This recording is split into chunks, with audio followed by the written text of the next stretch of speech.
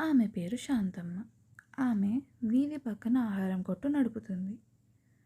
ఆమె తన వ్యాపారంతో మంచి జీవితం గడుపుతుంది.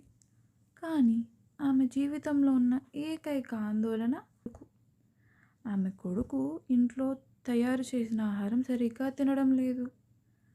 అతను ఎప్పుడూ ఇంట్లో ఉండడు మరియు భోజనం సమయంలో కూడా ఎల్లప్పుడూ తన స్నేహితులతో ఉంటాడు.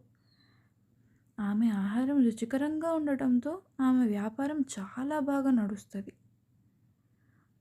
తన కొడుకు తన ఆహారాన్ని ఎందుకు ఇష్టపడడు మరియు అతని ఆరోగ్యం గురించి ఆమె బాధపడుతూ ఉంటుంది.